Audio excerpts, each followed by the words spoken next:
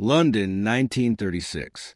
The rain had stopped, but the streets still glistened like mirrors, reflecting the lights of a city that never truly sleeps.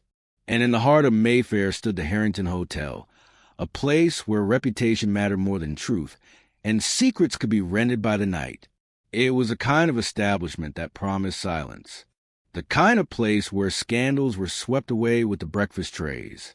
And yet, on an ordinary morning, silence became a crime.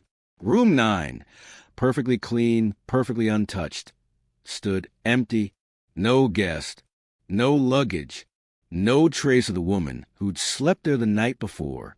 Only a made bed, a smudge on the mirror, and a missing key. When Hercule Poirot happened to be among the guests, the disappearance of a stranger became a question of logic. When Miss Jane Marple arrived to visit her nephew at Scotland Yard, it became a question of human nature. Together, they would discover that the woman in room 9 never truly vanished, because she had never truly existed. Before we begin, subscribe to Whispering Ages for more mysteries of mind, motive, and deception. And tell me in the comments, if a person could vanish without a trace, would you ever notice they were gone? The Mystery of Room 9, A Tale of Two Detectives. Chapter 1, An Unexpected Meeting. The autumn mist hung low over Mayfair that October evening in 1936, wrapping the elegant facade of London's most exclusive district in a veil of gray silk. The Harrington Hotel stood proud among its neighbors, its Art Deco entrance gleaming beneath polished brass lamps that cast warm pools of light onto the damp pavement. Hercule Poirot adjusted his overcoat as he stepped through the revolving door, his patent leather shoes clicking smartly against the marble floor. The lobby embraced him with the scent of beeswax polish and fresh lilies, mingled with a faint aroma of expensive cigars from the smoking room beyond. Monsieur Poirot. The reception clerk nearly knocked over his inkwell in his eagerness. We are honored, truly honored. Your room is prepared exactly as you specified. Poirot inclined his head with practiced graciousness. That is most satisfactory. I require only peace, quiet, and perhaps a pot of your excellent tisane before I retire. Of course, of course. Charles will show you to your room immediately. 3rd floor, overlooking the square, just as you requested. As the porter gathered his modest luggage, Poirot's keen eyes swept across the reception desk. The guest register lay open, its cream pages filled with elegant script. His gaze paused, lingered, then moved on. A small crease appeared between his brows, barely perceptible. He was about to follow the porter when a gentle voice spoke behind him. Mr. Poirot? I do believe it is Mr. Hercule Poirot. He turned to find an elderly woman regarding him with bright, intelligent eyes that missed very little. She was dressed in sensible tweeds with a fox fur draped across her shoulders, and she carried a well-worn handbag and an umbrella despite the indoor setting. I am he, madam, though I confess you have the advantage of me. Miss Jane Marple, she said with a pleasant smile. We have not met, but I have read of your exploits in the newspapers. Most impressive. I am here visiting my nephew, Raymond. He's just made inspector at Scotland Yard, you know. Quite proud of him. My congratulations to the young man. Scotland Yard is fortunate to have keen minds in its ranks. You are very kind. I wonder, would you care to join me for tea? I have been traveling since this morning and find myself quite parched, unless you are too fatigued. Poirot considered. He had intended to retire early, but there was something about this elderly lady that intrigued him. Behind her pleasant demeanor, he sensed an active intelligence and a gift for observation that rivaled his own. It would be my pleasure, mademoiselle. They settled into the tea-room, a refined space decorated in pale greens and gold, where afternoon tea extended graciously into the evening hours for guests who desired it. A waiter brought a 3-tiered stand laden with finger sandwiches, scones, and delicate pastries. Splendid, said Miss Marple, pouring tea with practiced ease. There is something civilizing about proper tea service, don't you think? Even in these modern times, when everyone seems in such a dreadful hurry. Indeed, in my country, We understand the importance of taking time with matters of sustenance and contemplation both. They spoke easily, finding common ground in their shared interest in human nature and its infinite varieties. Miss Marple had spent her life in the village of St. Mary Mead, yet she possessed an encyclopedic knowledge of human weakness and folly. "I find," she said, spreading jam on a scone, "that people are very much the same everywhere. The same vanities, the same small deceits. My village has taught me that there are really no new crimes, only variations on eternal themes. You are a philosopher, mademoiselle." "Oh, no, just an old woman who has spent too much time observing her neighbors, I'm afraid." Her eyes twinkled. "Though I confess I find people endlessly fascinating. That young maid, for instance," she gestured discreetly toward a girl clearing tables near the window. "She is frightened of something. Poor child. See how her hands tremble? And she keeps glancing at the door as though expecting someone unpleasant to enter." Poirot followed her gaze. The maid was indeed nervous, her movements jerky and uncertain. "Your observation is most acute, mademoiselle. You have the gift, if I may say so. You are generous." She paused, then added thoughtfully, "I could not help but notice, as we passed the reception desk, that you were studying the guest register with some interest." Poirot's eyebrows rose a fraction. "You observe this? One develops habits of attention. I hope I am not prying." "Not at all. It was merely a small thing, probably of no consequence. One of the signatures, that of a Mrs. Alice Lee, appears to be written in two different hands. The first name in one script, the surname in another. Perhaps the lady was interrupted, or perhaps she allowed someone else to complete the entry. Or perhaps," he shrugged eloquently, "it is nothing, a curiosity only." Miss Marple sipped her tea thoughtfully. "How very odd. I wonder why anyone would do such a thing." "As do I, mademoiselle, as do I." They finished their tea in companionable conversation, and parted with mutual expressions of pleasure at having met. Poirot retired to his room, yet sleep did not come easily. His mind returned repeatedly to that signature in two hands, like a puzzle piece that did not quite fit. In her own room on the second floor, Miss Marple sat by the window, knitting mechanically while her thoughts wandered. The frightened maid, the peculiar signature, the general air of genteel anxiety that seemed to permeate the hotel. These things troubled her in ways she could not quite articulate. Outside, London settled into its nighttime rhythms. Inside the Harrington Hotel, darkness gathered in corners and corridors, and secrets waited to be discovered. Miss Marple settled into the room's single armchair. How very curious. One would think a guest planning to depart would give some indication. Inquire about train times, perhaps, or request an early breakfast. "Exactly, ma'am." No such requests were made. Poirot had returned to his examination of the room. He opened the wardrobe, finding it empty save for a few wooden hangers. He checked the drawers of the writing desk, also empty, yet on the desk surface he found something interesting. A very faint impression in the wood, as though something had been written on paper that was no longer present. "Mademoiselle Marple," he called softly, "would you be so kind as to bring me that pencil from beside the telephone?" She did so, and they watched as Poirot gently rubbed the pencil side across the impression, creating a reverse image of whatever had been written. The words emerged slowly. "Cannot continue, must speak, tomorrow evening." "Part of a letter, perhaps," Miss Marple observed. "How very intriguing." Before Poirot could respond, there was a timid knock at the door. Elsie Turner entered, twisting her apron between reddened hands. She was perhaps 20 years old, with a pale, frightened face and eyes that darted nervously about the room as though expecting to find something dreadful lurking in the corners. "Miss Turner," Poirot said gently, "please do not be alarmed. We simply wish to understand what has occurred. Mr. Blythe tells us you found the room empty this morning." "Yes, sir." Her voice was barely above a whisper. "I came at 7 o'clock, same as always, with my cleaning supplies. But When I opened the door, she shuddered. It was like no one had ever been here at all. The bed made, everything put away, not a single personal item anywhere. And this seemed wrong to you? Very wrong, sir. Mrs. Lee, she weren't the tidy sort. Nice lady, mind you, but she liked her things spread about. Her books, her hairbrush on the vanity, her slippers by the bed. And now, she gestured helplessly at the empty room. When did you last see Mrs. Lee herself? Miss Marple asked kindly. Elsie's face grew troubled.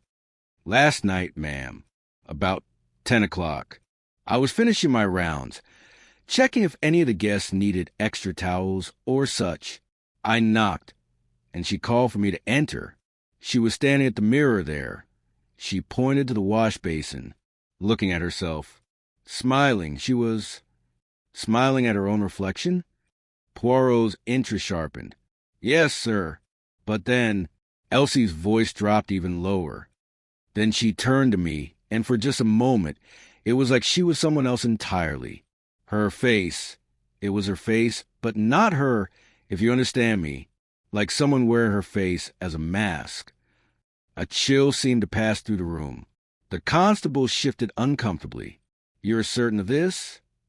Poirot asked carefully. I know how it sounds, sir, like I'm mad or having fancies. But I swear it's true. Just for that one moment. She looked different. Then she smiled again and thanked me and said she wouldn't need anything more that night. Elsie twisted her apron tighter. I've been thinking about it all night. Couldn't sleep a wink. Miss Marple rose and patted the girl's arm consolingly. There, my dear. I'm sure you saw exactly what you described. Sometimes people can look quite different depending on the light and their expression. It was probably just a trick of the shadows. But her eyes, meeting Poirot's over Elsie's bowed head, suggested she believed nothing of the sort. After Elsie had been sent away with soothing words and the promise of a strong cup of tea, Poirot and Miss Marple stood together by the window, looking out over the alley. What do you make of it, mademoiselle? Poirot asked. I make of it that something very wrong has occurred in this room. That poor girl is frightened half to death, and with good reason, I suspect. You believe her story about the face? I believe she saw something that terrified her, whether it was what she thinks she saw. Miss Marple paused delicately. That is another matter entirely. You are wise. Poirot turned from the window. There are many questions here and very few answers. But of one thing I am certain, Mrs. Alice Lee, whoever she may have been, did not simply check out early. Something has happened here. Something that someone has taken great pains to conceal. Then we must uncover it, Miss Marple said simply. Oui, mademoiselle? She smiled. Come now, Mr. Poirot. You don't imagine I could simply go about my day after all this? My nephew won't arrive until this evening. I have nothing but time, and I confess I find this mystery quite compelling. Poirot returned her smile with one of his own. Then we shall collaborate, you and I. Two minds, as they say, are better than one. Though I warn you, my methods can be most particular. As can mine, she assured him. Shall we begin? Hashtag chapter 3. Whispers in the corridors. They departed room 9 with much to consider and little concrete evidence beyond a hidden key, a smudged mirror, and a terrified maid's unsettling testimony. Poirot insisted on interviewing the night porter, while Miss Marple expressed a desire to become better acquainted with the hotel's other staff members. Information flows more freely in servants' quarters, she explained as they descended the stairs. People tell their cleaners and porters things they would never dream of mentioning to the management. You have the wisdom of experience, mademoiselle. Very well, we shall divide our efforts. Shall we reconvene for luncheon to compare our discoveries? An excellent suggestion. They parted in the lobby, Poirot heading toward the porter's desk, while Miss Marple made her way toward the housekeeping office with the purposeful air of someone who had every right to be there. Mr. Harris, the night porter, was a man of perhaps 60, with the bearing of a former military man and the watchful eyes of someone accustomed to observing without being observed. He stood behind his desk with perfect posture, though the lines of fatigue around his eyes suggested he had not slept since ending his shift. "Mr. Harris," Poirot began, "I wonder if I might impose upon your time for a few moments?" "Mr. Poirot, sir, I've been expecting you." Word travels fast in a hotel. His voice was cultured, his diction precise. "You wish to know about last night, I presume?" "Indeed. I understand you were on duty from midnight until 6 o'clock?" "As I am every night, sir, have been for 8 years, barring illness, which I rarely suffer." "And during that time, no one entered or left through the main entrance?" "Not a soul, sir. The only movement was Mr. Finch returning at 1:30. He's a gentleman in room 16, a journalist of some sort. And Mrs. Dawson came down at 3 o'clock for warm milk, as she does when her nerves trouble her. But neither went anywhere near the first floor." "You are certain?" "Absolutely certain, sir. I keep a log, you see, part of my duties. Every coming and going is recorded." He produced a leather-bound book and opened it to the previous night's page. "See here? Mr. Finch at 1:32. Mrs. Dawson at 3:05. No other movements." Poirot studied the log with approval. "You are most thorough, Mr. Harris. Tell me, did you notice anything unusual during your shift? Any sounds from the upper floors, perhaps?" Harris considered carefully. "There was one thing, sir, though I'm not sure it signifies. Around 2:30, I thought I heard footsteps in the corridor above. Quick, light steps, like someone in a hurry. But when I went to investigate, I found nothing. Could have been my imagination. Or could have been someone who heard you coming and concealed themselves." "Which corridor would this have been?" "The first floor, sir. Near room 9, as it happens." "Most interesting." Poirot stroked his mustache. "And the service entrance, you mentioned, was locked?"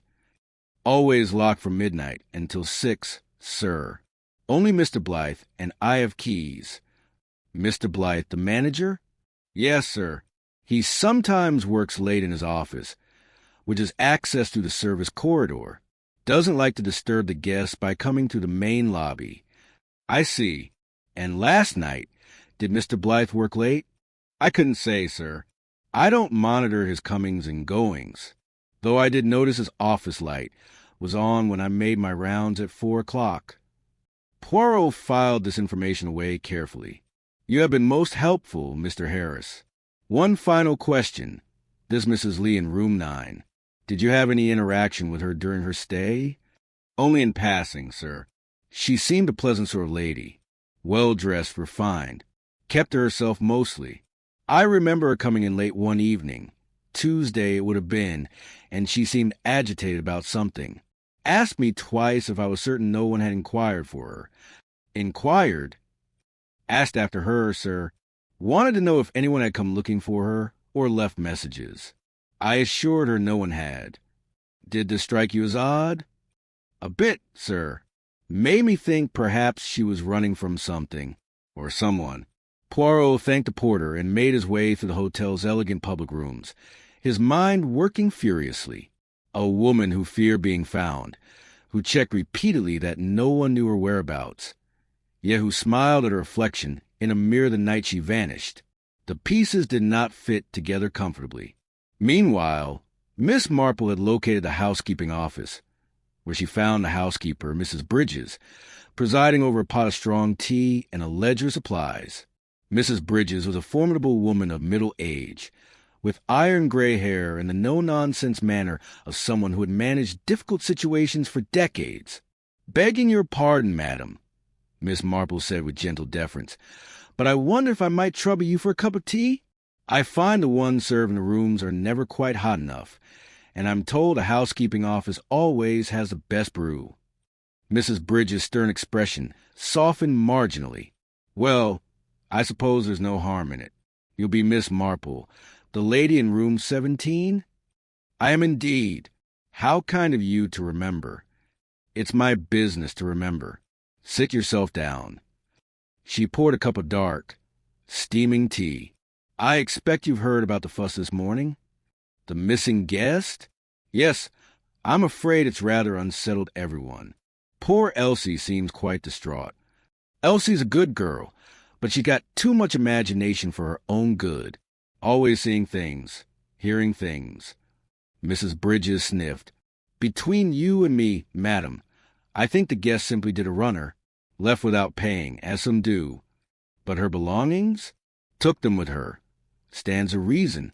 Probably snuck out through a window or something. Miss Marple sipped her tea thoughtfully. I did notice the window in room 9 opens quite wide, though it's rather a long drop to the alley below. There's ways and means, madam, if someone's determined enough. And desperate. You think Mrs. Lee was desperate? Mrs. Bridges leaned forward conspiratorially. I think she was trouble from the moment she checked in. Had that look about her, if you know what I mean. Too much paint on her face. Too many airs for someone traveling alone without a maid. Did she cause any specific problems?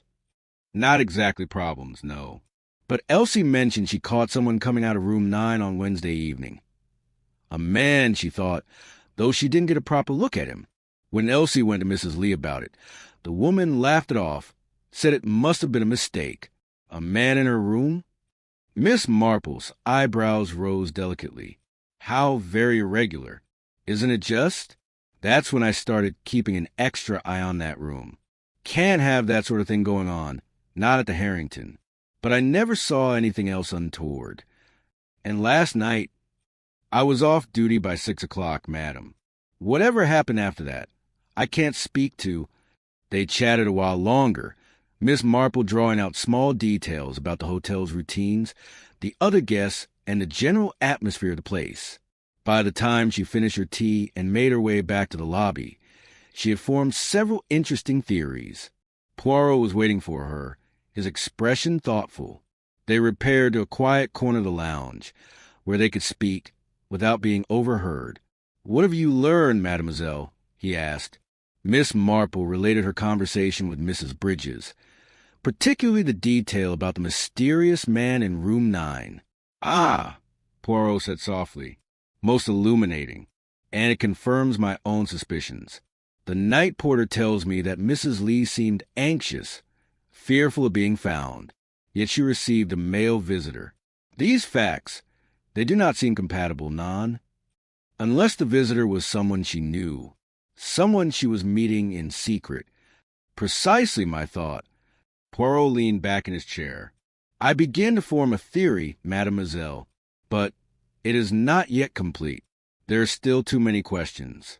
For instance, the handwriting in the register. Why would one person's name be written by 2 different hands? Perhaps she began to sign, then became ill or was interrupted? Possible. Or perhaps he was interrupted by a commotion at the entrance. A police inspector had arrived, accompanied by 2 constables. Poirot recognized him immediately as Inspector Japp, an old acquaintance from Scotland Yard. "Poirot," Japp exclaimed, spotting him across the room. "I might have known you'd be involved in this business." "Inspector Japp, but I do not understand this matter of the missing guest. Surely it does not require the attention of Scotland Yard." Japp's expression was grim. "It does now. We've just received word from the manager. There's been a murder." The words fell like stones into still water. Around them, the genteel atmosphere of the hotel seemed to freeze. A murder? Poirot was on his feet immediately. Where? When? Room 14, 2 floors up. Chambermaid found the body 20 minutes ago. Woman strangled. No identification on her. But here's the peculiar bit. She was wrapped in a towel marked room 9.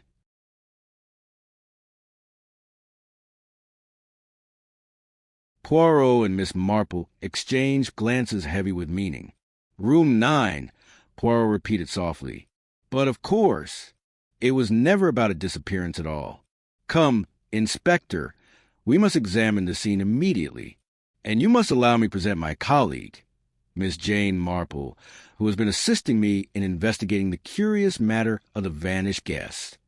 "Pleased to meet you, ma'am," Japp said, though his distracted air suggested his mind was already on the crime scene. Though I'm not sure how a vanishing guest connects to a murder 2 floors up. "Oh, I think we shall find," Miss Marple said quietly, "that they are connected most intimately indeed." They proceeded up the stairs, the hotel's elegant facade, now marred by the presence of constables and the whispers of frightened guests. Whatever secrets the Harrington Hotel had been keeping, they were about to be dragged into the harsh light of investigation. Hashtag Chapter 4. The body in Room 14. Room 14 was located on the 3rd floor, in a section of the hotel that catered to guests seeking extended stays. The corridor was narrower here, the carpet slightly less plush, though everything was still maintained to the Harringtons' exacting standards. A constable stood guard at the door, his face pale beneath his helmet. Inspector Japp led them inside. "I've not let anyone touch anything yet. Wanted you to see it as we found it. Poirot, seeing as they're already nosing about in hotel business." The scene that greeted them was grim. The woman's body lay on the bed, positioned with an almost ceremonial care that struck Poirot as significant.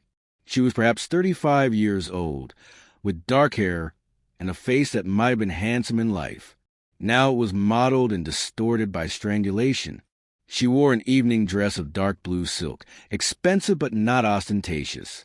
Her shoes remained on her feet, though one was partially unlaced. Most significantly, she was wrapped from shoulders to waist in a white towel bearing the embroidered marking Room 9 in discreet gold thread. Miss Marple remained by the door, her hand pressed briefly to her chest. "Poor creature," she murmured.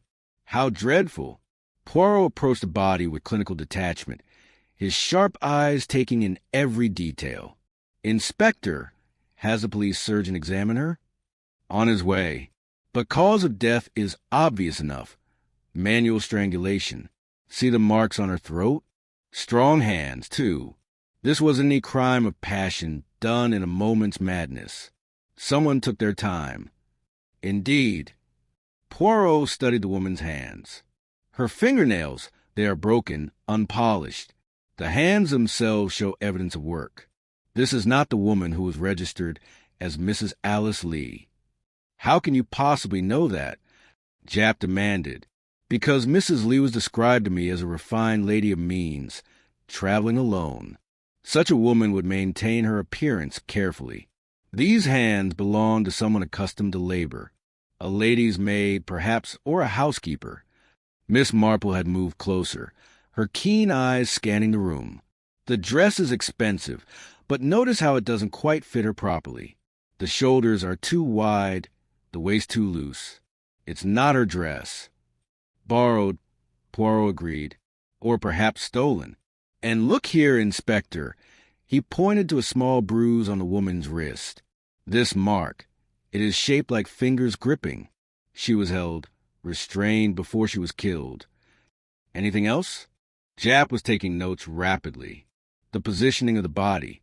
She was killed elsewhere and brought here. See how she lies? Too neat, too carefully arranged. This is a display, not the natural result of a struggle. Why Room 14 specifically?" Japp wondered aloud. "That," Poirot said, "is indeed the question of most importance. Why this room? Why was she wrapped in a towel from Room 9? What connects these 2 locations?" A hotel porter appeared at the door, his face anxious. "Begging your pardon, Inspector, but Mr. Blythe is asking to speak with you most urgently." They found the manager in his office, a small but elegantly appointed room tucked behind the reception area. Blythe looked even more haggard than he had that morning, his usual composure badly shaken. "Inspector Japp, this is catastrophic. Absolutely catastrophic. When word of this reaches the papers, we'll be ruined. The Harrington has never had so much as a theft in its entire history. And now murder." He wiped his hands repeatedly with his lavender-scented handkerchief. "Yes. Well, murder does tend to upset routine," Japp said dryly. "Now, what can you tell me about Room 14? Who was registered there?" Blythe consulted his records with trembling fingers. "It's been vacant for the past week." We've been holding it for renovations, new wallpaper, fresh paint. No one should have been in there at all. Yet someone was, Poirot observed, someone who had access to the key. How many keys exist for that room? 2. The master key, which I keep in my office, and the individual room key, which should be hanging on the board here. Blythe turned to examine the key rack mounted on his wall. His face went even paler. It's gone. The key to room 14 is missing. When did you last verify its presence? I can't say for certain. Days ago, perhaps. I don't check the board for vacant rooms regularly. Miss Marple spoke up gently. Mr. Blythe, I wonder if you could tell us something about your cleaning procedures? Specifically, how the towels are distributed. Blythe looked confused by the question, but answered readily. Each room has a set of towels marked with its number.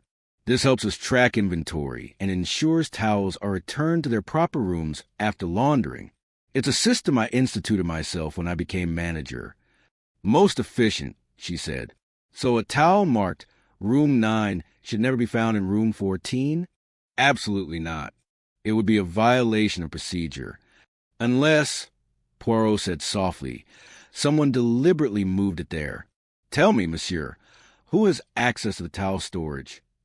The housekeeping staff, primarily Mrs. Bridges and the chambermaids, though I suppose anyone who knew where to look could access them. We don't keep the linen closets locked during the day. Inspector Japp closed his notebook with a snap. Right. I'll need a complete list of all staff and guests currently in the hotel. And I want to interview everyone who had any contact with Room 9 or Room 14 in the past week. Of course, Inspector. Anything you need. Blythe wiped his brow. Do you have any idea who the poor woman is? Not yet. No identification was found on the body. Poirot here thinks she might be a domestic servant of some kind. A servant? In the Harrington? Blythe seemed almost as shocked by this as by the murder itself. They left the manager to his distress and reconvened in the lobby. Inspector Japp pulled Poirot aside while Miss Marple settled discreetly into a nearby chair, her knitting appearing as if by magic from her capacious handbag. All right, Poirot, I know that look. You've got a theory already, haven't you? Not a theory, mon ami. Merely observations. But they suggest something most peculiar. Consider, we have a woman who checks into Room 9, Mrs. Alice Lee. This woman vanishes completely overnight, leaving no trace. Then a body appears 2 floors up, wrapped in a towel from Room 9. The body is not Mrs. Lee, yet it is connected to her room. You think Mrs. Lee killed this woman? I think, Poirot said carefully, that Mrs. Alice Lee may never have existed at all. Japp stared at him. What the devil do you mean? The signature in the register. It was written by 2 different hands. The room was cleaned too perfectly. Every trace of occupation erased. The night porter saw no one leave. Mademoiselle Marple. She has observed that the victim's dress does not fit properly. All of this suggests to me that we are dealing with an elaborate deception. But to what purpose? That, Inspector, is what we must discover. And I suggest we begin by identifying our victim. Someone knows who she is. Someone cared enough to kill her and then take great pains to obscure the connection between her death and Room 9. Miss Marple's needles clicked rhythmically, without looking up from her knitting. She said, Perhaps we should speak with the other guests, Mr. Poirot. In my experience, people in hotels see and hear far more than they admit to at first. A casual conversation over tea might reveal something useful. An excellent suggestion, mademoiselle. Inspector, if you will excuse us. Japp waved them off, already calling for constables to begin their systematic interviews. Chapter 5. A Gallery of Suspects.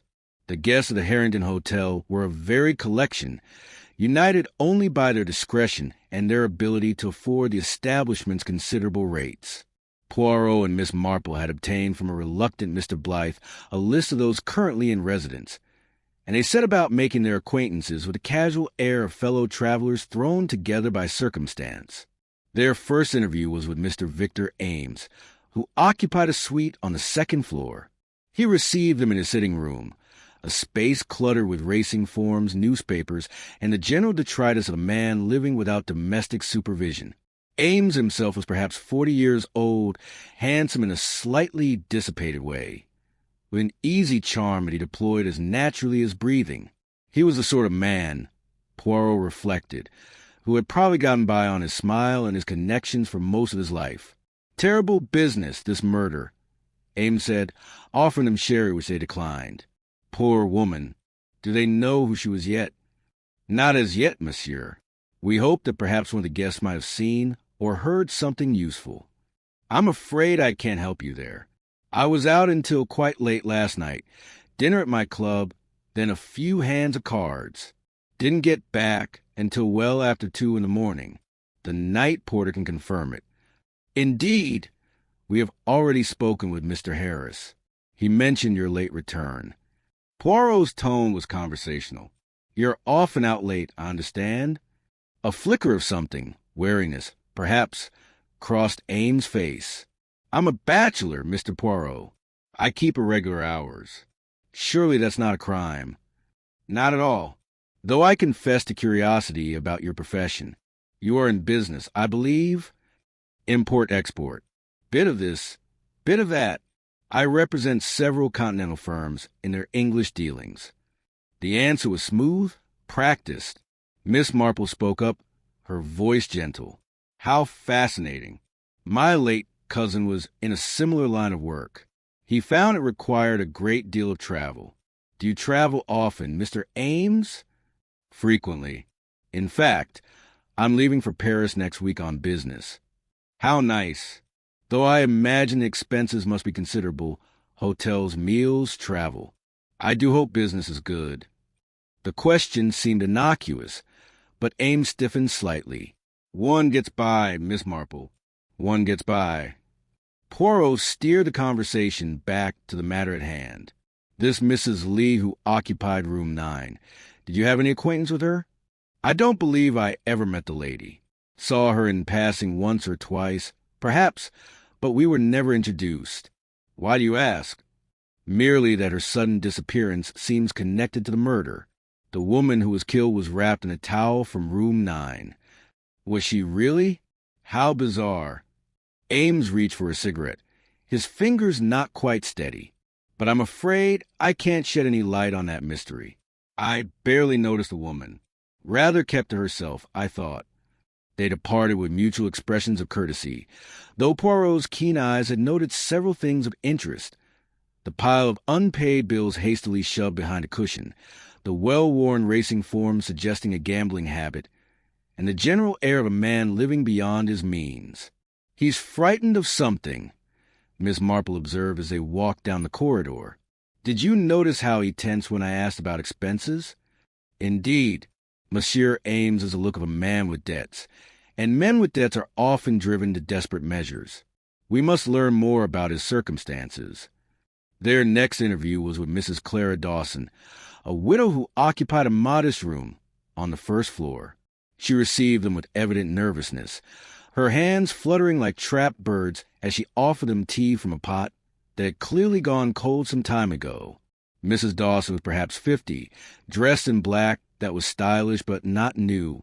Her face bore the marks of genteel poverty, the kind where appearances must be maintained on an inadequate income.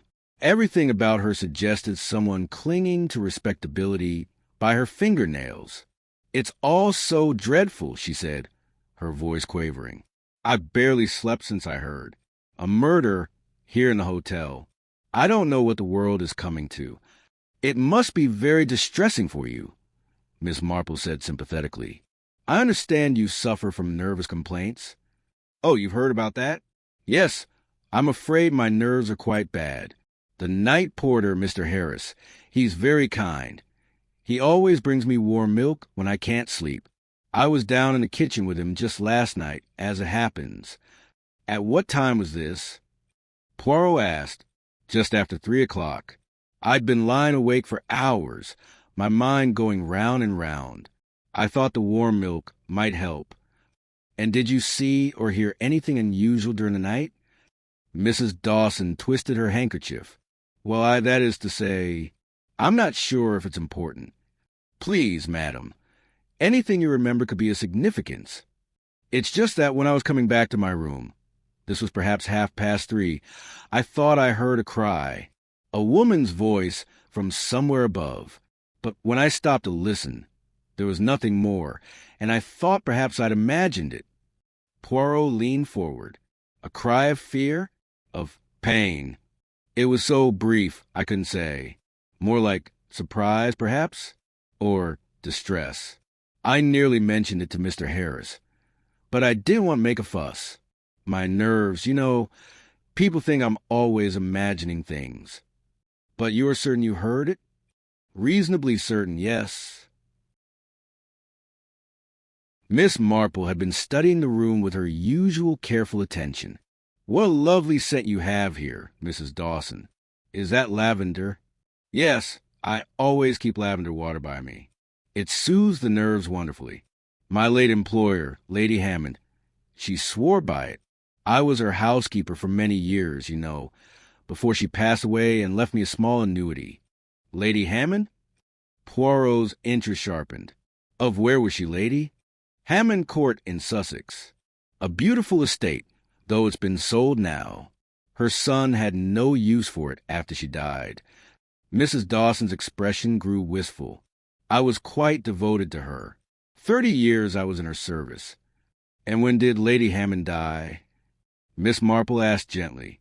3 years ago now. She was abroad at the time. Italy, I believe. Such a shock it was. The family brought her body home for burial, but I never did learn all the details. Mr. Charles, that's her son, he dismissed all the staff quite abruptly after the funeral. Poirot and Miss Marple exchanged glances.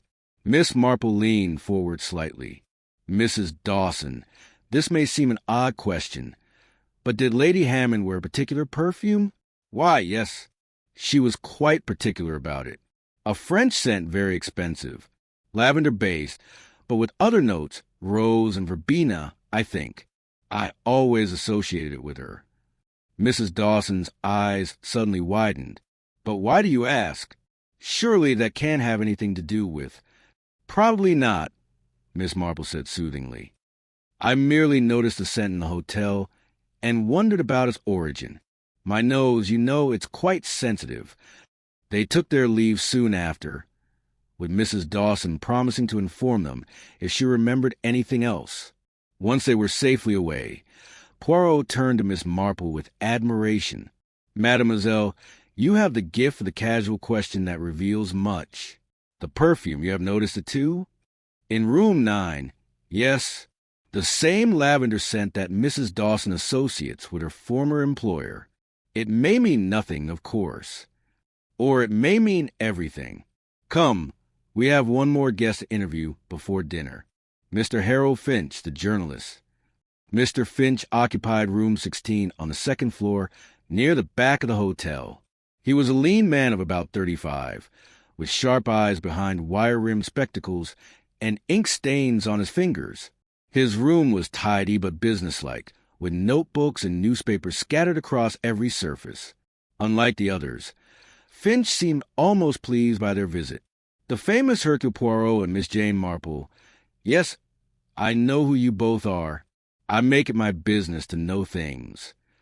He gestured to the notebooks. Occupational hazard. You are a journalist, we understand? Poirot said, among other things. I write for several papers. Travel pieces mostly, or so my editors believe. But I have a particular interest in, shall we say, investigating matters that others prefer to keep quiet, such as murders in respectable hotels? Miss Marple suggested mildly. Finch grinned. Exactly. Though I must admit, I didn't expect to be living in a hotel when a murder occurred. Rather convenient for my purposes. Your purposes being? I've been investigating the Harrington for several weeks now. There have been rumors, nothing concrete, you understand, but suggestions of financial irregularities, of guests who check in under false names, of the hotel being used for purposes other than simple accommodation. Poirot's eyebrows rose. You accuse Monsieur Blythe of running a dishonest establishment? I accuse him of nothing, yet, but I found several interesting discrepancies in the hotel's records. Rooms that are marked as vacant, but show signs of recent occupation. Guests who appear in the register, but whom no one remembers seeing. Money that doesn't quite add up. And you believe this connects to murder? I'd be a fool not to consider the possibility. A woman is killed and placed in a supposedly vacant room. Another woman vanishes from a room that is then scrubbed clean of all evidence. These are not random events. What can you tell us about Mrs. Alice Lee? Miss Marple asked. Finch consulted one of his notebooks. Ah, yes, the vanishing guest. I made inquiries about her, discreetly, of course. No one named Alice Lee traveled to London by train or coach in the past week. The address she gave in the register, 42 Bramley Gardens, Cheltenham, doesn't exist. I checked. Mrs. Alice Lee appears to be a fiction. You are very thorough, monsieur. It's my profession. Though I confess, I don't yet understand what game is being played here. A false identity, a murder, a disappeared woman. The pieces don't fit together in any obvious way. Perhaps, Poirot suggested, that is because we are looking at them in the wrong order. Tell me, Monsieur Finch, where were you last night? Ah, the inevitable question. I returned to the hotel at 1:30 after dining with a colleague.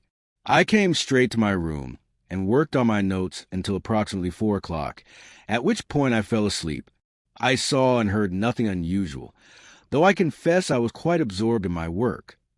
Can anyone verify this? Only Mr. Harris, who saw me come in. After that, I was alone. They continued their conversation for some time, with Finch proving to be a valuable source of information about the hotel's operations and its various inhabitants. By the time they departed, Poirot had formed a clearer picture of the Harringtons' dynamics and its secrets. Well, Miss Marple said as they descended to the lobby, we have quite a collection of suspects, don't we? A gambler in debt, a nervous widow with connections to the past, and a journalist investigating the hotel's irregularities. Any one of them might have reason to commit murder. Indeed, and we have not yet spoken with the young maid, Elsie, about her claim to have seen a man leaving room 9. That detail becomes more significant in light of what we have learned. Shall we seek her out? First, mademoiselle, we dine.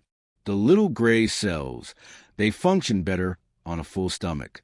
And perhaps over dinner, we can review what we know and what we suspect. Chapter 6. Shadows and Revelations. Dinner at the Harrington was a subdued affair. News of the murder had spread despite the management's best efforts, and the dining room buzzed with whispered speculation. Poirot and Miss Marple took a table in a quiet corner, where they could observe without being observed. Over consomme and roast lamb, they compared their findings. 3 suspects, each with possible motives, Miss Marple said, carefully cutting her meat. Mr. Ames needs money and may be desperate enough to attempt blackmail, or to silence someone who threatened to expose him. Mrs. Dawson has a connection to the perfume found in room 9 and clearly knows more than she's saying. And Mr. Finch has been investigating the hotel's irregularities, which suggests he may have uncovered something dangerous. You state the case admirably, mademoiselle. Yet I confess, none of these motives seem quite sufficient for murder. There is something we are missing, some connection we have not yet perceived. The identity of the victim would help considerably. Indeed, Inspector Japp, he will be pursuing official channels, checking with missing persons, circulating a description. But I think we might find answers more quickly by less official means. Poirot dabbed his mustache with his napkin. Tell me, what did you make of the way Monsieur Blythe continually wiped his hands with that lavender handkerchief? I found it most interesting. The same scent that permeates room 9, that Mrs. Dawson associates with her former employer, that seems to linger everywhere in this mystery. Precisely. And did you notice that when we asked him about access to the towel storage, he became most uncomfortable? I did indeed, almost as though he wished to direct our attention elsewhere. Their conversation was interrupted by the appearance of Inspector Japp, who looked harassed and weary. "Poirot, Miss Marple, I've just received the police surgeon's preliminary report. The victim died between 2 and 4 o'clock this morning, consistent with Mrs. Dawson's testimony about hearing a cry." "And has the body been identified?" Poirot asked. "Not yet. We're checking with agencies that employ domestic staff, but so far nothing. No one matching her description has been reported missing." Japp lowered his voice. "There's something else. We found bruising on her arms and legs suggesting she'd been restrained for some time before death. This wasn't a sudden attack. Someone held her captive first." Miss Marple set down her fork, her expression troubled. How horrible! The poor woman must have been terrified. "There's more. The surgeon found traces of laudanum in her system. She'd been drugged." "To keep her quiet while she was held prisoner," Poirot murmured. "This suggests careful planning, not a crime of passion or impulse." "Exactly my thought. We're dealing with someone methodical, someone who planned this murder in advance." Japp pulled out a chair and sat down heavily. "I've had my men searching every inch of rooms 9 and 14. In room 14, we found something interesting hidden under the mattress. A pawn ticket dated 3 days ago for a gold locket. The pawn shop is in Whitechapel." "The killers?" Miss Marple wondered. "Or the victims? I've sent a man to retrieve the locket. Perhaps it will help us identify her." Poirot's eyes had taken on the distant look that meant his mind was racing ahead, connecting facts and suppositions. "Inspector, I wonder if you'd do me a favor? Could you obtain from Monsieur Blythe the register from 1 week ago? I wish to examine the entries most carefully. Looking for something specific? Perhaps. Or perhaps simply looking to see what is not there." Japp agreed and departed to accomplish this task. Miss Marple and Poirot finished their dinner in thoughtful silence, each absorbed in their own reflections. After dinner, they repaired to the lounge for coffee. Miss Marple had just poured when Elsie Turner appeared, clearly looking for them. The maid's face was pale and frightened. "Begging your pardon," she whispered, glancing around nervously, "but I need to speak with you. It's about what I saw about room 9. "Of course, my dear," Miss Marple said warmly. "Come, sit with us. You're quite safe here." Elsie perched on the edge of a chair, twisting her apron. "I've been thinking about what I told you this morning, about seeing Mrs. Lee looking different. And I've remembered something else, something I had forgotten because it seemed unimportant at the time." "Go on," Poirot encouraged. "It was Wednesday evening, late, perhaps 10:30. I was doing my final rounds, checking that all the rooms were locked and tidy. As I came around the corner toward room 9, I saw someone coming out, a figure in the shadows. I thought at first it was Mrs. Lee herself, but then I realized it was a man. He was wearing a dark coat and hat, and he moved quickly, like he didn't want to be seen." "Did you see his face?" "No, sir. It was too dark, and he turned away immediately. But I noticed something odd. He was carrying something under his coat, something bulky wrapped in cloth." "Could you see what it was?" "No, sir, but it seemed heavy the way he carried it. And there was—" She hesitated, her face flushing. "There was a smell, a sweet, sickly smell like flowers and something else. Chemicals, perhaps?" Poirot and Miss Marple exchanged significant glances. "Laudanum has such a smell," Poirot said quietly. "Sweet yet chemical. You are certain of this?" "Yes, sir. It was quite strong. I remember thinking it was strange." "And this man, did you mention seeing him to anyone?" "I asked Mrs. Lee about it the next morning, casual-like, when I was cleaning her room. I said I thought I saw someone leaving her room the night before. She laughed and said I must have been mistaken, that she'd been alone all evening. But she looked worried when she said it, and she asked me not to mention it to anyone. Said people might get the wrong idea." "Did you tell anyone else?" Miss Marple asked gently. "Only Mrs. Bridges, the housekeeper. She told me not to be spreading gossip, and to mind my own business." Elsie's voice dropped to barely a whisper. But I think Mrs. Bridges knew something. She got this look on her face, like she wasn't surprised, like she'd expected something of the sort. Most interesting, Poirot murmured. Tell me, Elsie, this man you saw, was he tall or short? Thin or stout? Medium height, I'd say, sir. Not particularly tall. And he walked with his shoulders hunched, like he was trying to make himself smaller. And his hands. Did you notice his hands? Elsie thought carefully. I can't say I did, sir. Why do you ask? No matter. You have been most helpful, my child. One more question. When you cleaned room 9 on Thursday morning before Mrs. Lee disappeared, did you notice anything unusual? Anything out of place? The room was tidy, but I remember thinking the bed looked like it hadn't been slept in properly. The covers were disturbed, but not in the way they usually are when someone's actually been sleeping. More like they'd been rumpled deliberately to look used. After Elsie had been sent away with reassurances and a half-crown for her trouble, Poirot sat in deep thought, his fingertips pressed together in a characteristic gesture. The pieces begin to arrange themselves, he said at last. A man leaving room 9, carrying something heavy and wrapped in cloth. The smell of laudanum. A bed made to look slept in but not actually used. And throughout, the persistent scent of lavender. You think the victim was already in room 9 when Elsie saw the man leave? I think it possible, even probable. Consider she was drugged with laudanum, held captive somewhere, then killed between 2 and 4 in the morning. But perhaps she was held captive in room 9 itself, drugged to keep her quiet, while the fiction of Mrs. Alice Lee was maintained for the benefit of the hotel staff. But why such an elaborate charade? Miss Marple wondered. Why not simply kill her elsewhere and be done with it?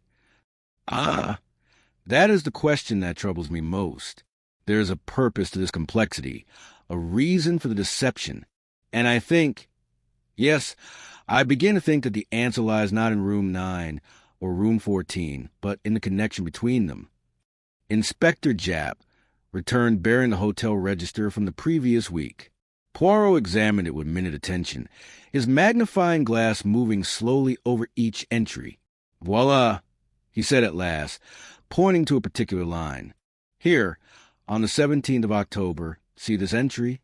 Mr. and Mrs. H. Bradley, Birmingham. The handwriting. It is identical to the second half of Mrs. Lee's signature. Blythe's handwriting, Japp said, comparing the entries. Exactly so. Monsieur Blythe has made an entry in the register himself. This suggests that he sometimes books rooms under false names. But why? Financial irregularities, Miss Marple suggested. As Mr. Finch suspected, perhaps he's been embezzling from the hotel by creating phantom guests and pocketing their room fees. It is a possibility, but it does not yet explain our murder. Poirot returned to the current register, studying Mrs. Lee's entry once more. Wait, there is something else. See here, the date of her supposed arrival? It is written as the 21st, but there is a small smudge suggesting an erasure. I believe originally this said the 20th. Someone changed the date of arrival? Japp peered at the entry. But why? To create an alibi, perhaps? Or to obscure the actual timeline of events? Poirot shook his head. There are still too many questions. Inspector, I wonder if you might arrange for me to speak with Mr. Blythe once more? Privately, if possible. I can do better than that. I can bring him in for formal questioning at the Yard. That might loosen his tongue. No. That would alert him that he is under suspicion. Better to approach him quietly, as though seeking his assistance. The guilty, they're often eager to appear helpful. It was arranged that they would interview Blythe in his office after the evening's activities had settled. Meanwhile, Poirot insisted on one more investigation, a careful examination of the hotel's laundry and linen storage. Mrs. Bridges, when summoned, was less than pleased to conduct them through the basement rooms where the hotel's washing and ironing took place. But Inspector Japp's presence compelled her cooperation. This is where we store the clean linens, she said, gesturing to rows of shelves laden with neatly folded sheets and towels. Everything sorted by room number, just as Mr. Blythe requires. And the towels from room 9, they would normally be kept here? Poirot asked. Yes, sir, unless they're in use in the room itself, or being laundered. When were the towels from room 9 last washed? Mrs. Bridges consulted a ledger. Thursday morning. The full set, 6 towels total. They were returned to the room that afternoon. And yesterday, Friday? No laundry was collected from room 9 yesterday. The room was serviced by Elsie, but she reported no towels needed washing. Yet a towel marked room 9 was found wrapped around our victim. How do you explain this? Mrs. Bridges' face hardened. I can't explain it, sir. Someone must have taken it from the linen closet. Though why anyone would do such a thing, I'm sure I don't know. Is this closet kept locked? During the night, yes. But in the day, when we're working, it's open. Staff need access to fetch fresh linens as required. Poirot examined the shelves carefully, noting the meticulous organization. Then his eye caught something, a small gap in one of the rows of towels marked Room 9. There should be 6 towels here, Nan? Yes, sir. 6 per room is standard. But I count only 5. Mrs. Bridges came closer, her expression perplexed. That's odd. There should definitely be 6.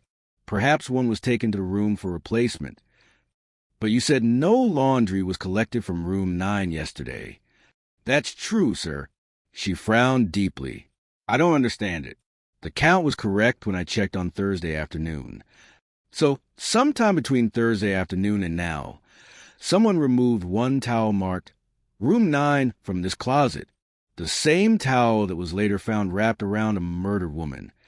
The implications hung heavy in the air. Mrs. Bridges went pale. You're saying someone from the hotel did this? One of my staff? Or someone with access to staff areas? Miss Marple said gently. Mr. Blythe, for instance, must have keys to all areas of the hotel. Well, yes, but surely you don't think. Mrs. Bridges stopped, her hand flying to her mouth. What is it? Jap demanded. It's just that Mr. Blythe has been acting strangely this past week. Nervous-like. And he's been down here several times, which is unusual.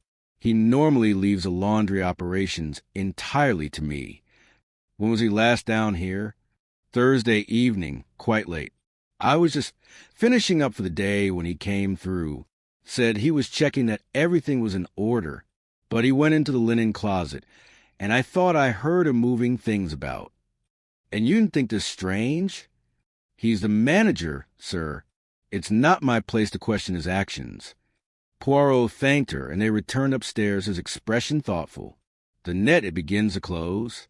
But we must have proof, not merely supposition. The pawn ticket, Jap reminded him.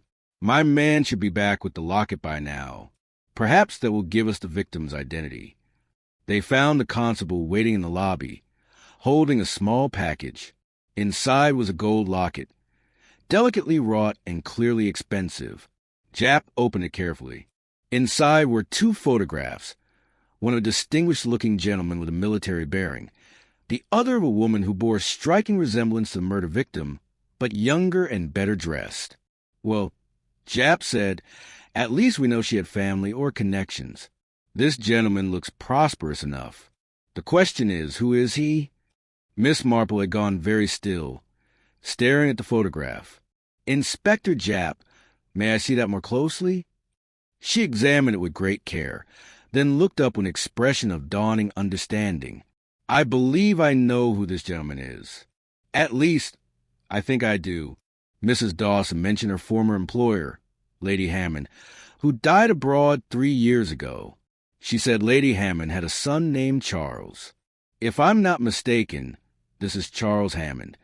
How can you possibly know that? Jap demanded. Because I've seen his photograph in the society pages. He's quite prominent in Sussex society. Or was. There was some sort of scandal a few years ago. Something hushed up very quickly. I don't recall the details. Then the victim might be connected to the Hammond family, Poirot said slowly. And Mrs. Dawson, who was Lady Hammond's housekeeper, might know her identity. "We need to question Mrs. Dawson again," Jap said. Immediately. But when they went to Mrs. Dawson's room, they found it empty. Her belongings remained, but the woman herself had vanished. "She's fled," Jap said grimly. "That's as good as an admission of guilt." "Perhaps," Poirot said. "Or perhaps she too is in danger. We must find her quickly." A search of the hotel was instituted immediately.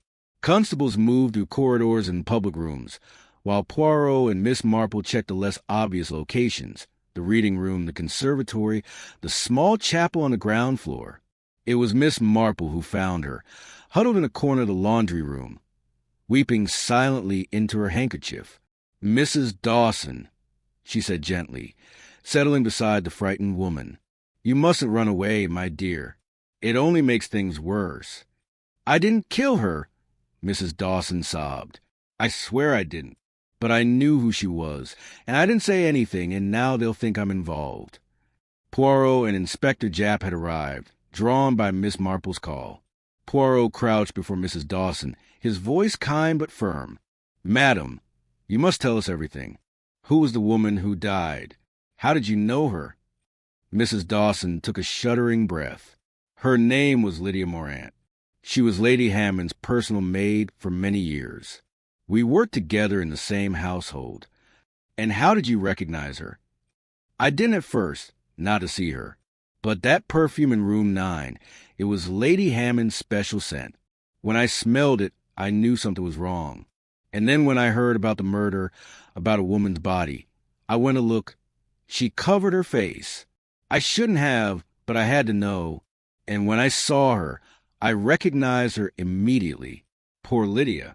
Why didn't you tell us this before?" Jap demanded.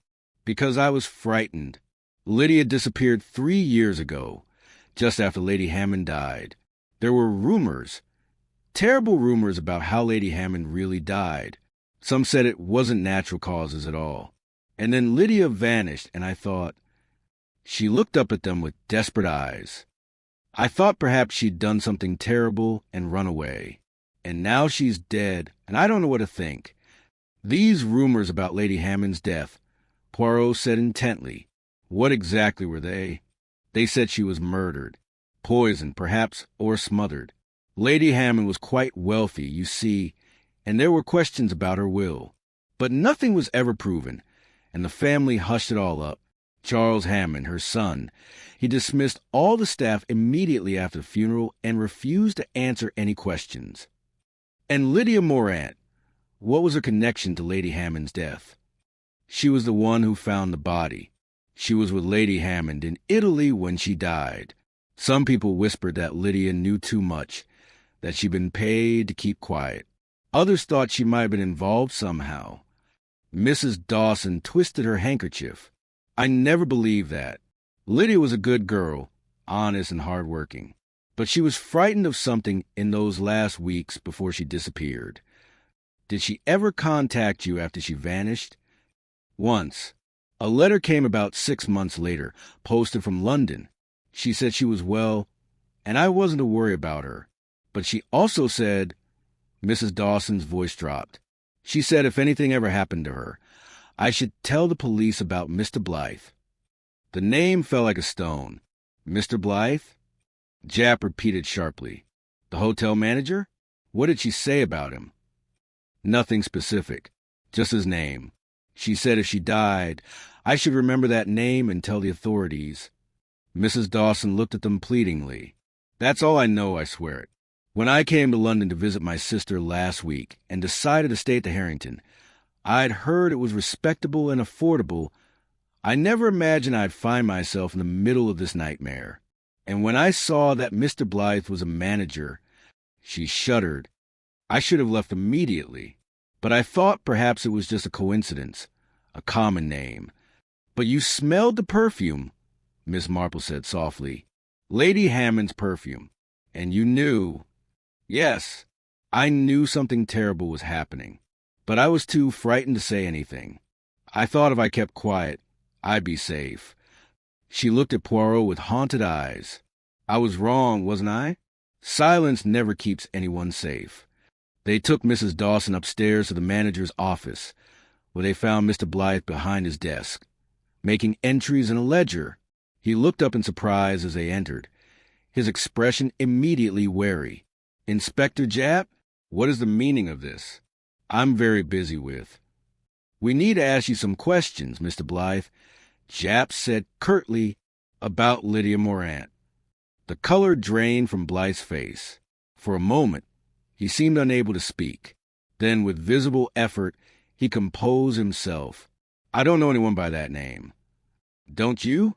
Poirot moved forward, his voice soft but implacable. "Yet we have information suggesting otherwise. Information that connects you to Miss Morant, to Lady Hammond, and to a series of events that culminated in murder last night." "This is absurd. I don't know what you're talking about."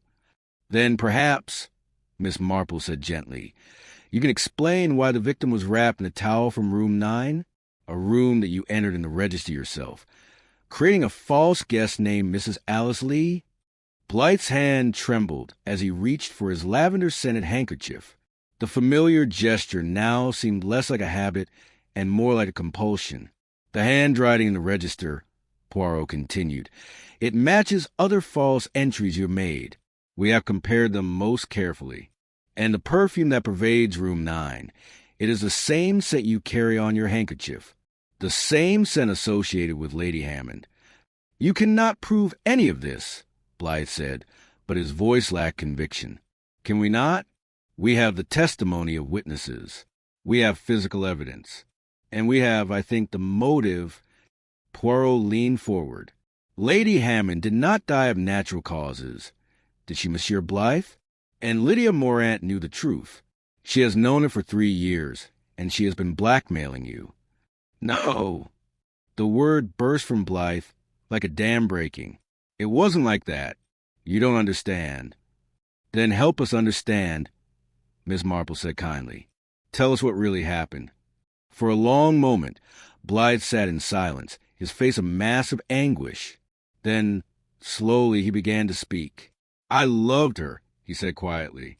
"Lady Hammond, I was her estate manager before I came here, and I loved her for years.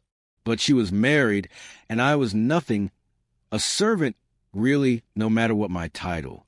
When her husband died, I thought perhaps, but Charles, her son, he would never have permitted it.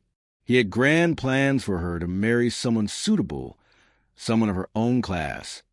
"So you poisoned her?" Japp said harshly. "No. God, no. I would never have harmed her." Blythe's eyes filled with tears. "It was Charles.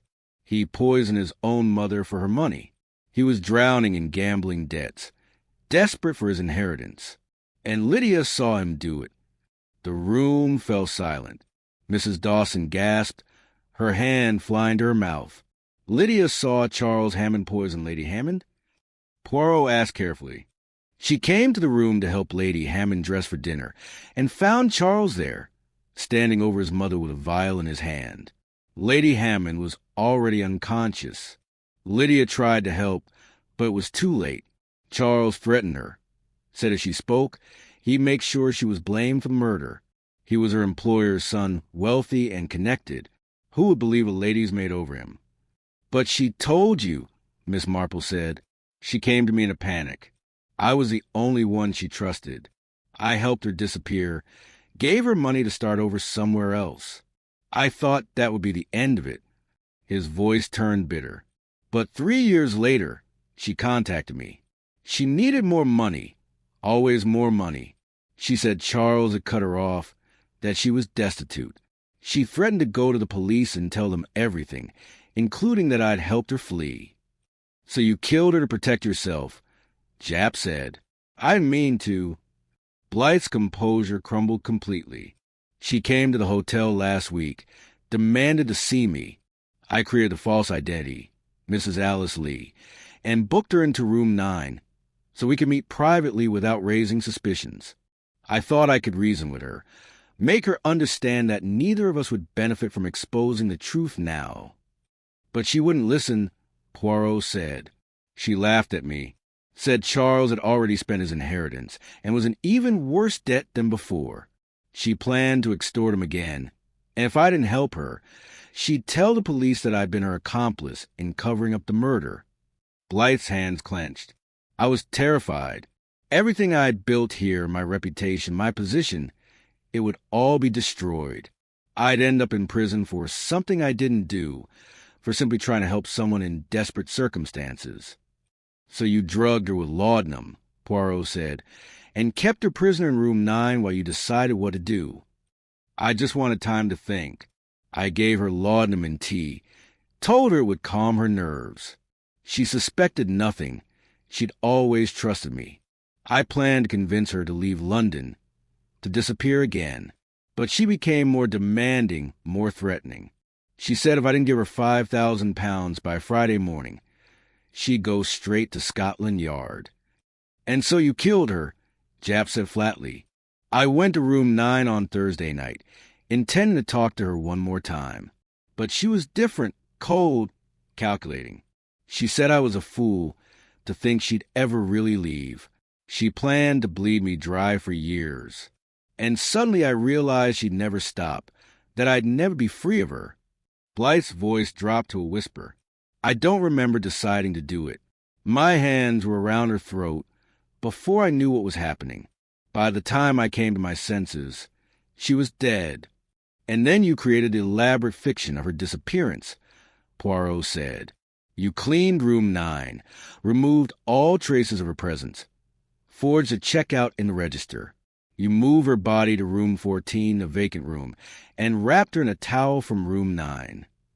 The towel was a mistake, Blythe interrupted. I used it to carry it to move her. I didn't realize until later that it was marked. By then it was too late. I thought if I made it look like room 9's guest had simply left and placed the body in a different room entirely, no one would make the connection. I thought I'd been so careful. But you were not careful enough, Poirot said quietly. The perfume on your handkerchief, the same scent in room 9, the handwriting in the register, the missing towel, the key hidden under the carpet, each small detail, insignificant by itself, but together they told the story of your crime. The shoes, Miss Marple added softly. Elsie mentioned that Mrs. Lee's shoes never left footprints, because there was no Mrs. Lee, only Lydia Morant, whom you kept drugged and imprisoned. The shoes were placed in the room as props, never actually worn. Blythe slumped in his chair, a broken man. I'm not a murderer, he whispered. I never wanted any of this. I just wanted to protect myself, to keep the life I'd built. Is that so terrible? You killed an innocent woman, Jap said coldly. Whether you planned it or not, whether you regretted it or not, you took a life. That's murder, Mr. Blythe, and you'll hang for it. As the constables led Blythe away, Poirot and Miss Marple stood together in the now-empty office. The lavender-scented handkerchief lay forgotten on the desk, a small symbol of a man's vanity and his downfall. Chapter 7, The Unmasking. The drawing-room of the Harrington Hotel had been cleared of its usual afternoon tea service and arranged with rows of chairs. Inspector Japp had insisted on this formal gathering, wanting all the principals present when the full story was revealed. It was, Poirot reflected, rather theatrical, but then this case had been theatrical from the beginning. The assembled guests and staff sat in uneasy silence. Mr. Victor Ames lounged in his chair with studied casualness, though his eyes were sharp with curiosity. Mr. Harold Finch had his notebook ready, the journalist in him unable to resist documenting the scene. Mrs. Dawson sat pale and trembling, with Miss Marple beside her offering quiet comfort. Elsie Turner perched on the edge of her seat, alternating between fascination and fear. Mrs. Bridges sat ramrod straight, her expression disapproving of this entire irregular proceeding. Inspector Japp stood at the front of the room, with Poirot beside him. The detective looked every inch a professional, his mustache waxed perfection, his suit immaculate. Ladies and gentlemen, Japp began, we have asked you here to explain the events that have troubled this hotel over the past days. Mr. Hercule Poirot will present the facts of the case. Poirot inclined his head graciously. Merci, Inspector. Now, let us begin at the beginning. On Monday of this week, a woman checked into this hotel under the name of Mrs. Alice Lee. She was assigned room 9. Yet from the very start, there was something peculiar about this guest. He began to pace slowly before them, his hands clasped behind his back. The signature in the register was written in 2 different hands. The room, though supposedly occupied, showed signs of being staged rather than lived in. The shoes placed by the bed left no footprints on the carpet, and the woman herself, according to our witness, Elsie Turner, looked somehow wrong, as though she were wearing a mask. Elsie nodded vigorously, vindicated. What we were observing, MES Amos, was an elaborate deception. There was no Mrs. Alice Lee. The name was a fiction, created by Mr. Horace Blythe, the manager of this hotel. The woman who occasionally appeared in the room was Miss Lydia Morant, formerly lady's maid to the late Lady Hammond. She was being kept prisoner there, drugged with laudanum to ensure her silence. A murmur ran through the assembled group. But why? Finch asked, his pencil racing across the page.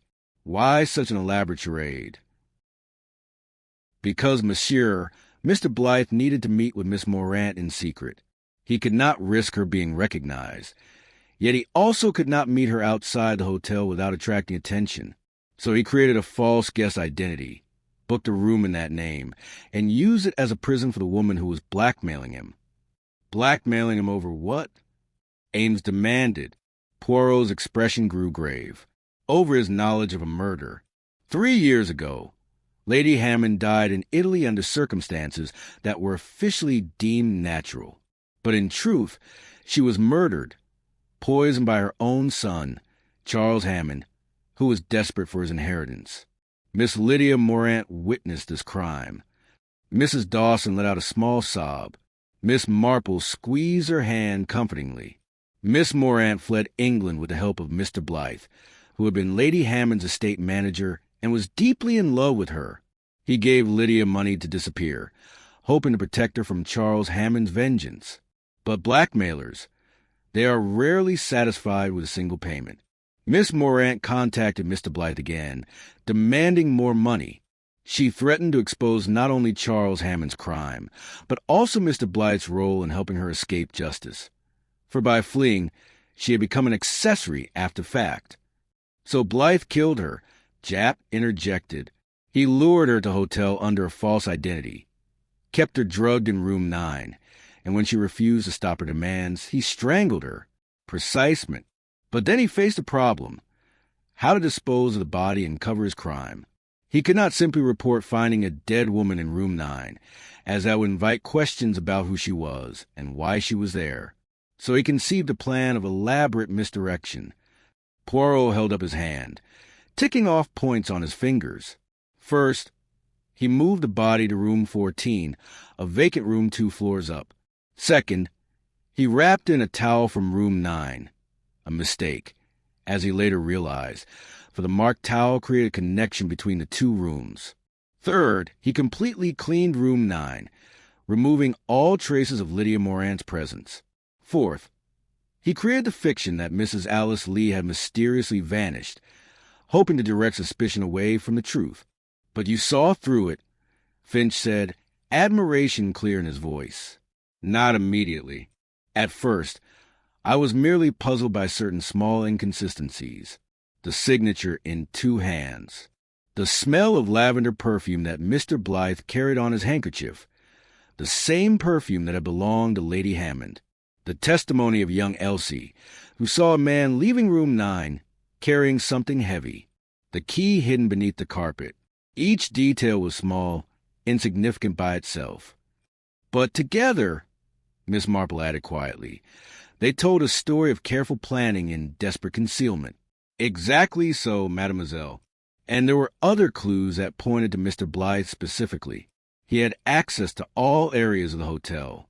He could create false entries in the register without suspicion. He had been seen in the laundry room near the time the towel went missing. And most significantly, he had the motive. Miss Morant's blackmail threatened everything he had built since leaving Lady Hammond's service. "What I don't understand," Mrs. Bridges said, speaking for the first time, "is how he thought he'd get away with it. Surely he knew the body would be found." "Ah! But you see, that was part of his plan. By placing the body in a supposedly vacant room, wrapped in a towel from a different room entirely, he created a puzzle that seemed to have no solution. Mrs. Lee had vanished. A strange woman had been murdered in a room no one should have been able to access. The two events appeared connected, yet made no logical sense together. Mr. Blythe hoped that in the confusion, the trail would grow cold and the case would remain unsolved. "But he didn't count on you being here," Japp said with satisfaction, "nor on Mademoiselle Marple, whose keen observations were invaluable. Together, we were able to see through the misdirection to the truth beneath." Poirot turned to face the assembled group directly. "There is a lesson in this case, I think. Mr. Blythe was not, by nature, a wicked man. He committed his first crime, helping Lydia Morant escape, out of love and loyalty. But that single act of deception led him down a path he could not escape. One lie demanded another. One payment led to more demands, until finally he saw no way out except through murder. And even then his attempt to conceal the crime required ever more elaborate deceptions. In my village," Miss Marple said softly, "we had a saying, 'The truth has a way of getting out, like water through cracks. No matter how carefully you try to contain it, it will always find a way through.'" "Just so." Poirot nodded gravely. "Mr. Blythe created an entire false reality, a woman who never existed, a disappearance that never happened, a crime scene designed to mislead. But reality has a stubborn persistence. It refuses to be erased, no matter how thoroughly one tries." "What will happen to Charles Hammond?" Mrs. Dawson asked in a small voice. "Will he be charged with his mother's murder?" Japp shifted uncomfortably. "That's more complicated. The crime occurred in Italy, and it's 3 years old. The evidence is largely circumstantial, the testimony of a blackmailer, corroborated only by a man who has himself committed murder. It will be up to the Italian authorities, working with our own, to determine if there is enough evidence to proceed. But I'll be sending them everything we have." "It's not fair," Elsie said suddenly. "That rich man might get away with murdering his own mother, while Mr. Blythe will hang for killing the woman who was blackmailing him." "Justice is rarely simple," Poirot said gently. "And fairness, it is not always the same as legality. But this much I can tell you, Mr. Blythe had choices. He could have refused to help Miss Morant 3 years ago. He could have gone to the police when she began her blackmail. He could have confronted her honestly instead of luring her here under false pretenses.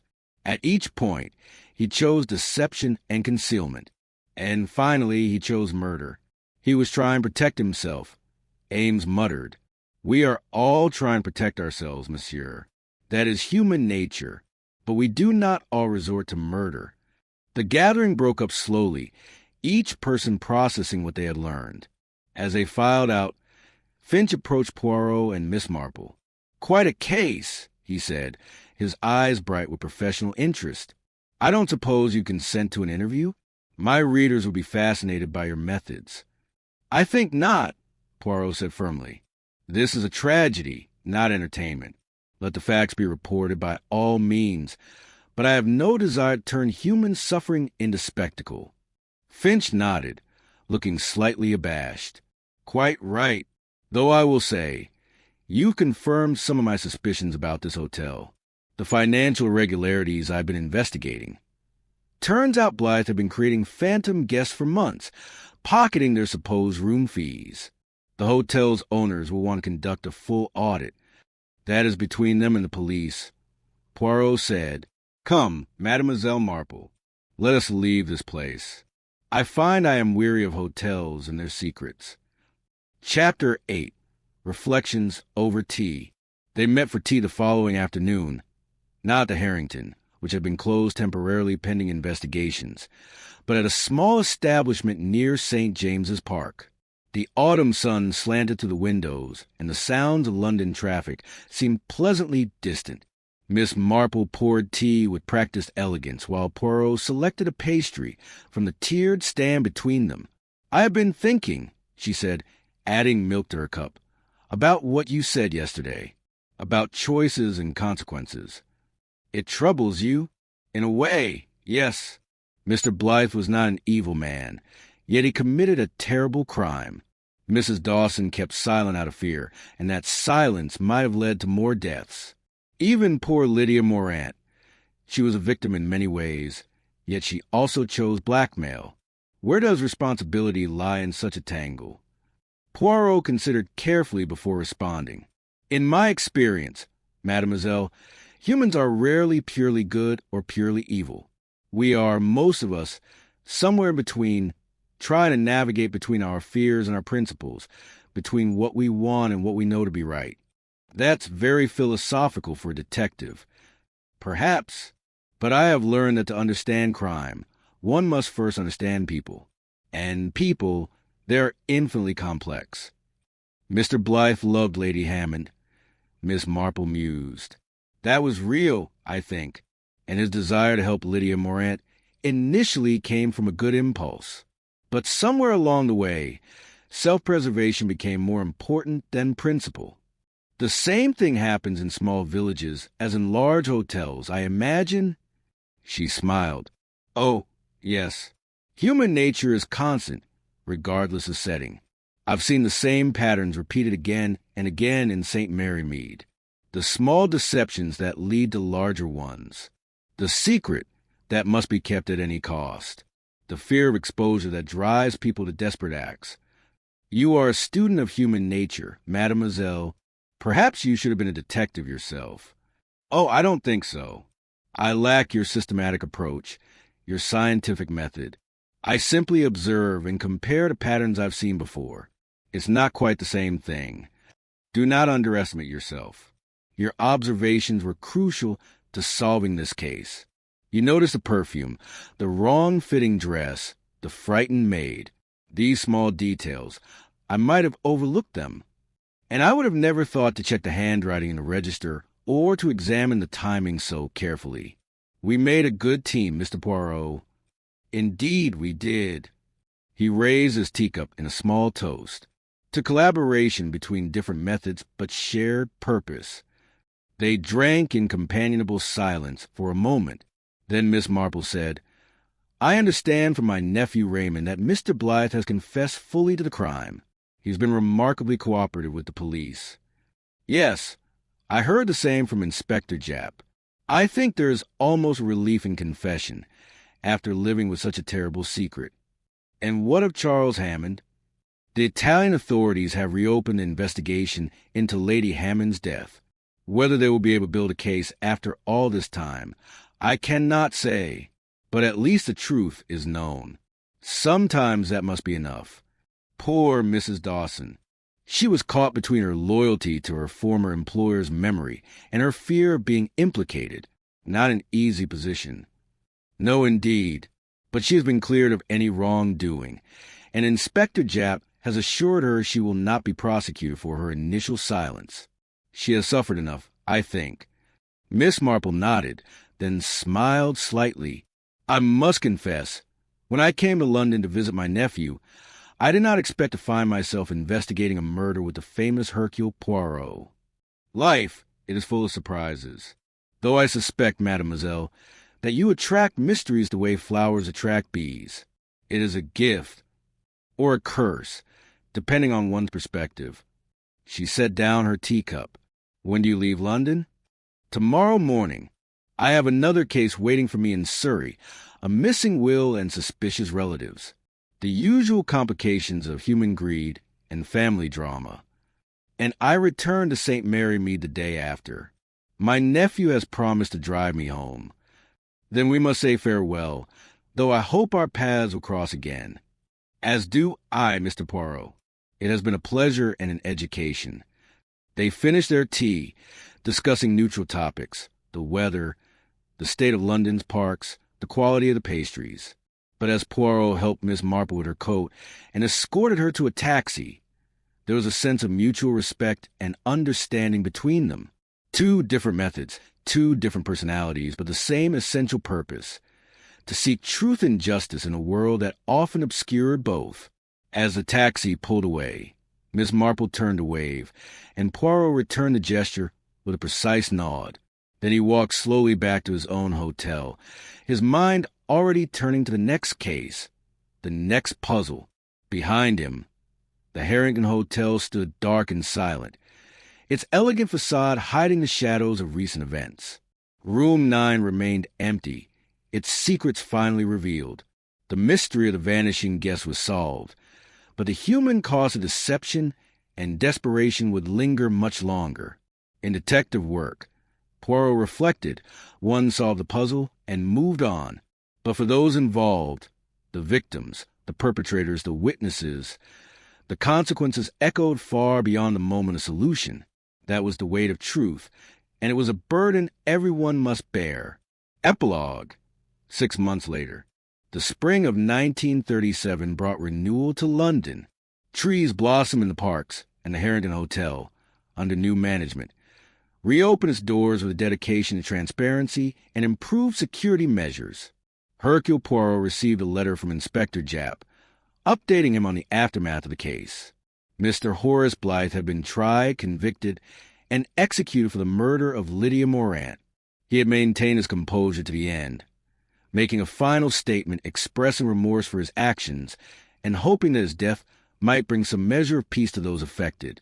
The Italian authorities, working with Scotland Yard, had gathered enough evidence to charge Charles Hammond with the murder of his mother. He had fled to South America, but extradition proceedings were underway. Whether justice would be served in that case remained uncertain, but at least the truth was no longer hidden. Mrs. Clara Dawson had left London entirely, moving to a small cottage in the Cotswolds where she could live quietly on her modest annuity. She had written once to thank Poirot for his kindness and to express her hope that she might finally find peace. Victor Ames, it turned out, had indeed been in financial difficulties. However, his debts were related to gambling rather than any connection to murder. He had since married an heiress and was reportedly reforming his ways. Harold Finch had written a series of articles about corruption in London hotels, though he had honored Poirot's request not to sensationalize the murder itself. His investigation had led to reforms in financial oversight for several establishments. Elsie Turner had been promoted to assistant housekeeper and given a raise. She had written to both Poirot and Miss Marple, thanking them for believing her when she spoke of strange occurrences in Room 9. And Miss Marple? Poirot had received a charming letter from her, describing the quiet rhythms of St. Mary Mead, and relating a small mystery involving a missing church donation box and a suspicious verger. She had solved it naturally, and the verger was now doing time for petty theft. "You would have enjoyed it," she wrote. "All the same human weaknesses on display, just in a smaller setting. I find that wherever one goes, the patterns remain constant. People are people, whether in London hotels or English villages." Poirot smiled as he read her letter, imagining her in her garden, knitting needles clicking as she observed her neighbors with that deceptively gentle gaze. He penned a response, congratulating her on her success and suggesting that should she find herself in London again, they might collaborate once more. He signed it with his characteristic flourish and sealed it with satisfaction. The mystery of Room 9 was closed. The vanishing guest had been found, not alive, but understood. The complex web of deception had been untangled. Justice, imperfect but real, had been served. And in a quiet Belgian detective's mind, the case took its place among the many puzzles he had solved, a reminder that the greatest mysteries often lay not in the crimes themselves, but in the human hearts that conceive them. Room 9 at the Harrington Hotel stood ready for new guests, its tragic history known only to a few. The walls had been repainted, the furnishings refreshed, and the lavender scent of the previous era replaced with something lighter and less haunting. But for those who had been there, who had lived through those dark October days, the room would always carry echoes of its secrets. A woman who never existed, a murder concealed in plain sight, and two detectives, one methodical and precise, the other intuitive and observant, who had worked together to bring truth into the light. In the end, that was all one could do. Seek truth, serve justice, and hope that in the seeking and the serving, something meaningful was accomplished. The mystery was solved, the story was told, and life, in its infinite complexity, continued on. The end.